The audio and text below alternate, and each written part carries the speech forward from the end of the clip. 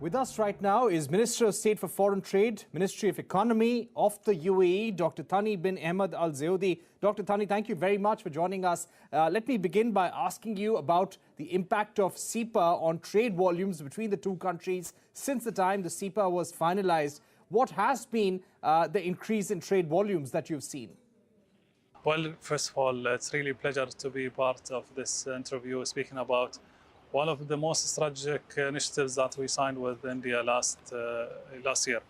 The impact was excellent. We're still doing the analysis, but there was a growth in our bilateral trade volume for non-oil commodities. We reached or we exceeded $49 billion with a growth of 10% in comparison to the year before.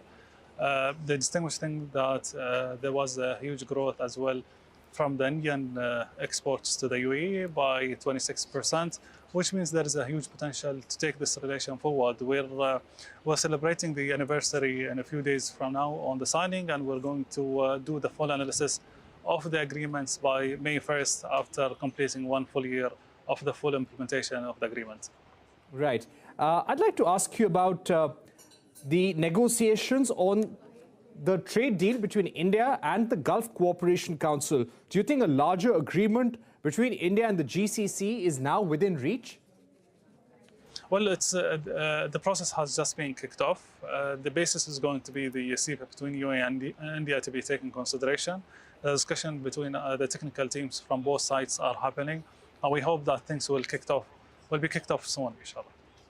Right. Also to ask you about the kind of growth and trade volumes you're expecting with India as a result of the CEPA by the end of 2023. Well, the expectation in the overall until 2030 from now, but our ultimate goal is to reach $100 billion for non-oil trade between both nations.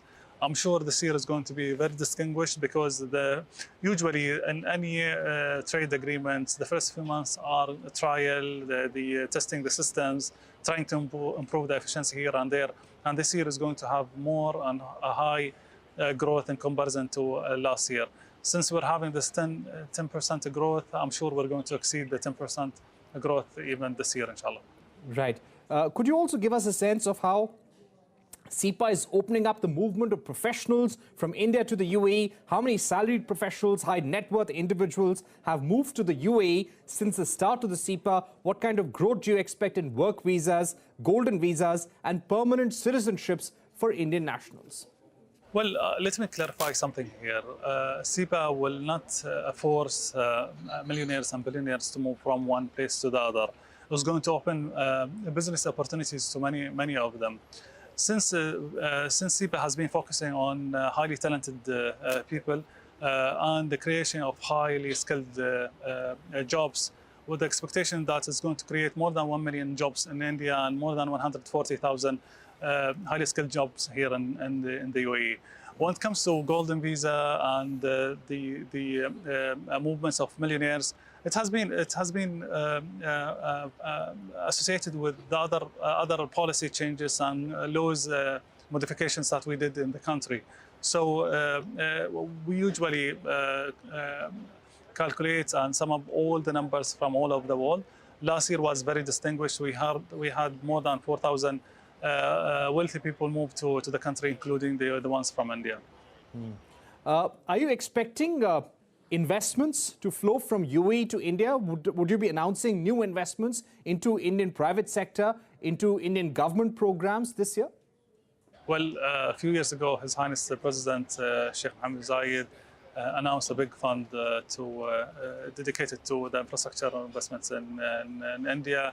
We're progressing on the implementations. India is booming, and many of the movements of low income to mid-income categories, we're talking about 250 million population moving to the city area, which means that there are so many developments and constructions and associated services with that movement, which means that there is a huge potential of investments for our sovereign wealth and companies. I just came back from Uttar Pradesh a few days ago, where we participated as partner country with a huge delegation from our side, looking at business opportunities at the state. So yes, there are many opportunities that we're exploring and working on. A few things which has been announced in the last few months on the food security, but we're going to continue exploring many of the investments in the Indian markets. The potential are huge, and we always look at the Indian market as one of the targeted top when it comes to our priority markets. Right. Dr. Thani, I'd like to ask you about the Adani Group. We believe that the Adani Group of India has reached out to Abu Dhabi Investment Authority for a $1 to $1.5 billion investment. Could you confirm that these negotiations are on currently? Well, this is a pure business-to-business discussion. We, as the government, has nothing to do with it. So this question will be dealt directly with the relevant authority. Right. At the same time, we would like to ask you about the investments that UAE entities have made into the Adani Group. Currently, there are controversies around the valuation of the company because of the Hindenburg report.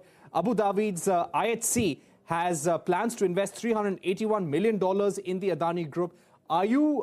Is the UAE government reviewing its investments, partnerships with the Adani Group?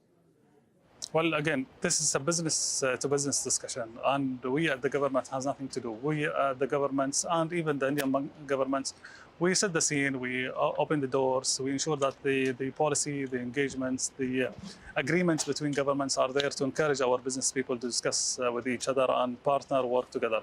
So this question will be answered directly by the IHC, the relevant company, on this, and they will be in a position to clarify the situation. Right. My final two questions. Is there a possibility of India and UAE forming certain strategic alliances or technology partnerships this year? Is there any such deals that you are pursuing with the Indian government? There's so many discussions are happening in all levels. What we are asking here is to expedite the discussion between both parties so we can announce it at the right time. But for sure, as India, as the host of G20 this year, and the UAE as the host of the COP28, there's so many discussions in the technology aspects and the relevant sectors that are an interest for both nations. Right. My final question, what about sale of defense products, defense trade, joint production? Are there talks going on between India and UAE on that front? Well, my work is not linked to the defense. I'm handling non-oil trade businesses. The defense matters is handled directly by our Ministry of Defense. There are some discussion and talks directly between the relevant authorities, but it's outside the scope of my work. Right. Thank you very much, Dr. Thani, for joining us here on the program on News Center, giving us your view of the trade partnership and how the CEPA could give a boost to the trade relationship between India and the UAE. Thanks once again for being with us. Thank you.